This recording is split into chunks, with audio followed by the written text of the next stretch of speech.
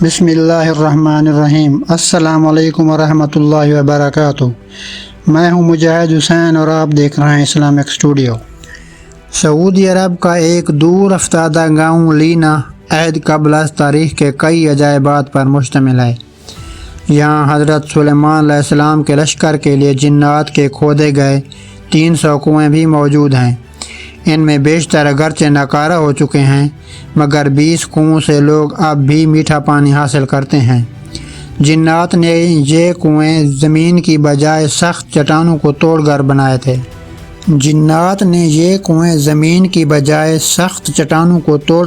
تھے۔ جس پر ماہرین اب بھی حیران ہیں۔ ان عجائبات کو دیکھنے کے لیے دور دور سے سیاح اس علاقے کا رخ کرتے ہیں۔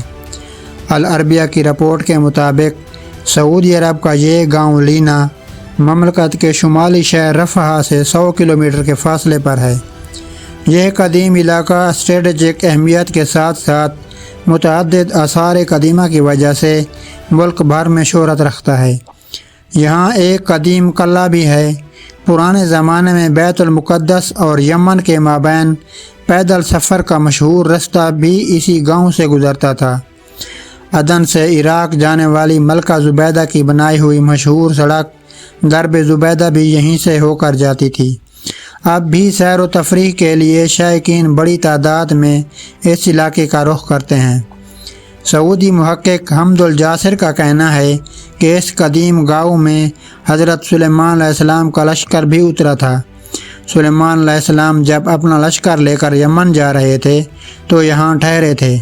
اس بیاب و گیاہ علاقے میں لشکر کو پانی کی ضرورت پڑی تو حضرت سلیمان علیہ السلام نے جنات کو حکم دیا کہ وہ ہنگامی طور پر کنویں کھودیں، تو جنات نے چٹانوں پر مشتمل اس سخت ترین زمین میں 300 کنویں کھود دیے تھے۔ یہ انتہائی گہرے کنویں اب بھی اصل حالت میں موجود ہیں، جنہیں زمین پر اب بھی اپنا وجود رکھنے والا معجزہ قرار دیا جاتا ہے۔ جنات نے چٹانوں کو کاٹنے کے لیے ڈرل مشین کی طرح کوئی آلہ استعمال کیا تھا، جس کے نشانات اب بھی کنووں کے چاروں اطراف واضح طور پر دیکھے جا سکتے ہیں۔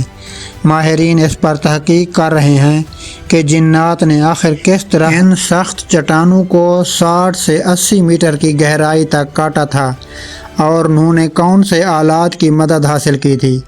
اگرچہ ان 300 میں سے اس وقت صرف 20 کنویں ہی کارآمد رہ گئے ہیں، تاہم سارے کنووں کے نشان اب بھی یہاں موجود ہیں۔ ان کنووں کو دیکھنے والا ہر شخص حیرت زدہ رہ جاتا ہے۔ تاریخی روایات کے مطابق جب حضرت سلیمان علیہ السلام اپنے لاؤ لشکر سمیت یمن جا رہے تھے تو وہ یہاں دوپہر کے کھانے کے لیے اترے تھے۔ لشکر میں جنات کی فوج بھی شامل تھی۔ جب لوگ پیاسے ہوئے تو حضرت سلیمان علیہ السلام نے جنات کی فوج کے کمانڈر سبتر کی طرف دیکھا تو ہنس رہا تھا۔ حضرت سلیمان علیہ السلام نے اس سے ہنسنے کی وجہ پوچھی تو اس نے کہا کہ آپ لوگ پیاس سے تڑپ رہے ہیں مگر میٹھا پانی آپ کے قدموں کے نیچے ہی ہے۔ حضرت سلیمان علیہ السلام نے سبتر کو پانی نکالنے کا حکم دیا تو تھوڑی دیر میں ہی اس نے اپنی فوج کی مدد سے 300 کنویں کھود دیے اور سیدنا حضرت سلیمان علیہ السلام کا پورا لشکر سیراب ہو گیا۔ معروف مورخ یاقوت حموی کے دور تک یہ سارے کنویں میٹھے پانی سے لبالب بھرے ہوئے تھے۔ یاقوت حموی نے اپنی مشہور کتاب معجم البلدان میں لکھا ہے کہ لینا عراق کے شہر واسط سے مکہ مکرمہ جاتے ہوئے 7ویں منزل پر آتا ہے۔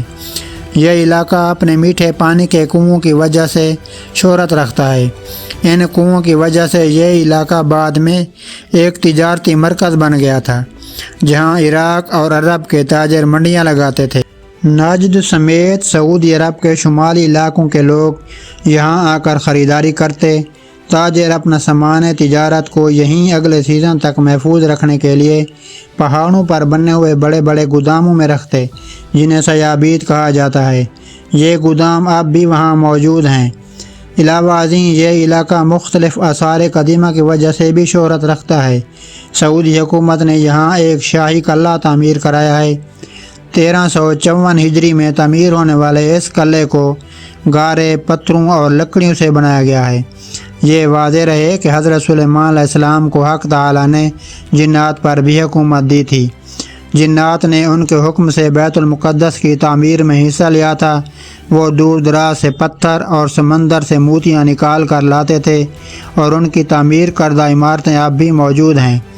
اس کے علاوہ بھی حضرت سلیمان علیہ السلام جنات سے بہت سے کام لیتے تھے، جس کا ذکر قرآن مجید میں بھی واضح طور پر کیا گیا ہے۔ اس طرح کے مزید واقعات اور اسلامی تاریخ کے بارے میں جاننے کے لیے ویڈیو کو لائک کریں، کمنٹ کریں اور بیل آئیکن کو ضرور دبائیں تاکہ ہماری آنے والی ویڈیو سب سے پہلے آپ کو ملے۔ جزاکم اللہ خیرہ۔